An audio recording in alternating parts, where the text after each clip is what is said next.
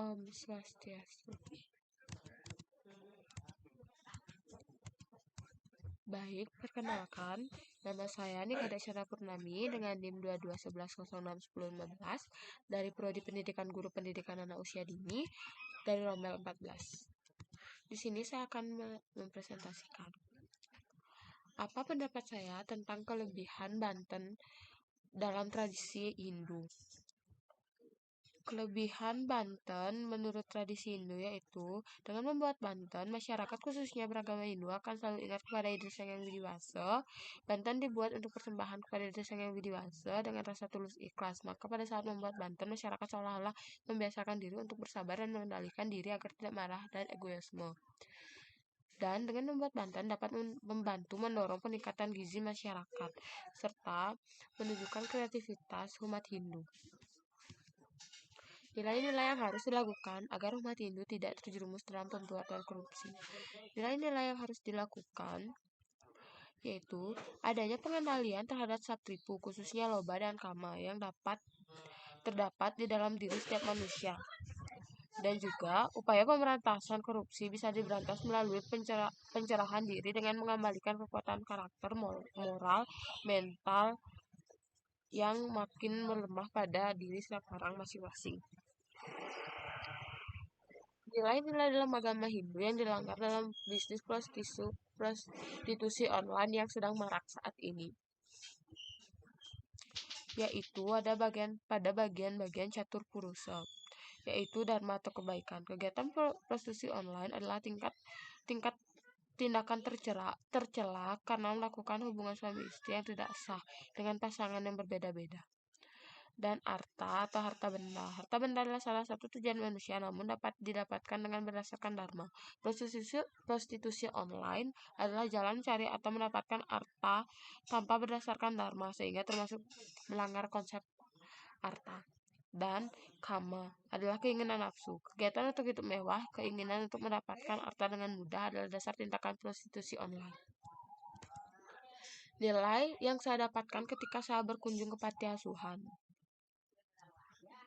Nilai yang saya dapatkan dalam mengunjungi panti asuhan itu adalah nilai etika, nilai kebersamaan, dan rasa bersyukur. Saya mendapatkan nilai etika karena ketika melihat anak-anak di panti asuhan dengan senantiasa saling menjaga kerukunan kepada sesamanya. Dan nilai kebersamaan yaitu di panti asuhan sungguhlah terasa dalam kegiatan kunjungan ke panti asuhan. Walaupun mereka tidak ada ikatan darah, tetapi mereka seperti layaknya keluarga yang harmonis. Apakah ada hubungan kepasrahan dengan sifat korupsi pada manusia? Menurut saya, hubungan kepasrahan dan sifat korupsi pada manusia tentu ada. Hal tersebut dapat kita lihat pada seseorang yang telah melakukan korupsi karena sifatnya yang rakut dan serakah terhadap harta. Oleh karena itu, orang yang sudah melakukan korupsi tersebut berarti pasrah akan hukuman yang didapatkan. Dalam konteks pemujaan, manusia hanya akan dapat menyadari kebenaran bila dia terpuruk keselarasan dalam pikiran, perkataan, dan perbuatan. Kurangnya keselarasan di antara ketiga hal ini sama saja dengan dusta. Orang semacam itu akan tidak dapat mencapai kesempurnaan. Hubungkan pertanyaan dengan yoga pranayama yang Anda ketemukan dalam pengkajian Sentra Yoga selama ini. Pada dasarnya, yoga adalah penyatuan diri dari Brahman. Dalam hal ini, jika manusia melakukan kegiatan yoga, maka akan dapat menumpuk keselarasan dalam pikiran, perkataan, dan perbuatan, sehingga dapat menenangkan pikiran. Pranayama yaitu bagian dari kegiatan yoga dengan tujuan menenangkan diri. Tentunya dalam pranayama terdapat keselarasan pikiran, perkataan, dan perbuatan pada saat melakukan pranayama. Dalam bab tentang bakti dalam kitab Bhagavad Gita dikatakan bahwa waktu adalah unsur paling penting dalam hidupmu. Apakah makna yang diungkapkan Bhagavad Gita yang dimaksud? Sang Hyang Widi-Wasa adalah penguasa alam semesta, maha suci, maha pengampu. Oleh karena itu, manusia mendapat keberkahan atas segala yang kita perbuat, melakukan persembahyangan, rasa bakti tulus ikhlas kepada Ida Sang Hyang Widi-Wasa dan tidak meninggalkan kewajiban. Maka Sang Hyang Widi pastinya akan memberkahi kita dan mengampuni dosa-dosa yang telah kita perbuat. Proses ngaben menurut saya adalah salah satu upacara yang dilakukan oleh umat Hindu di Bali, yang mana ngaben merupakan tergolong upacara fitrayatnya.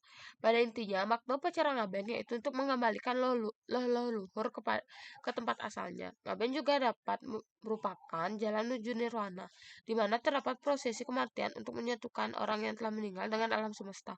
Jadi pernyataan di atas yang menegaskan bahwa bagi sebagian besar ngaben itu boros, dapat saya tegaskan bahwa ngaben memang perlu dilakukan karena ngaben merupakan ritual wajib umat Hindu jika terdapat orang meninggal.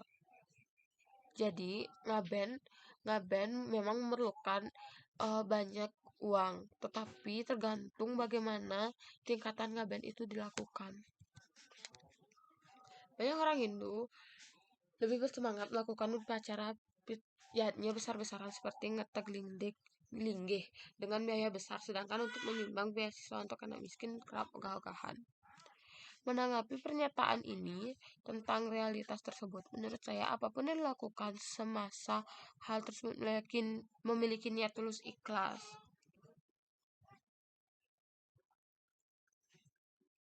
hal itu bisa saja dan mungkin terjadi karena memang pada dasarnya untuk melakukan upacara tersebut sarana yang prasarana diperlukan tentu saja memerlukan banyak biaya.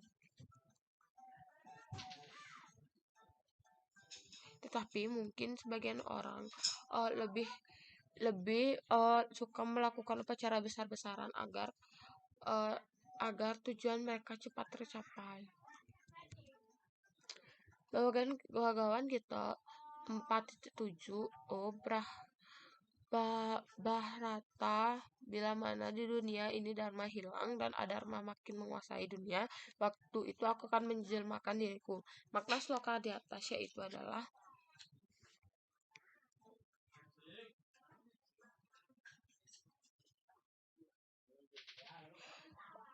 bermakna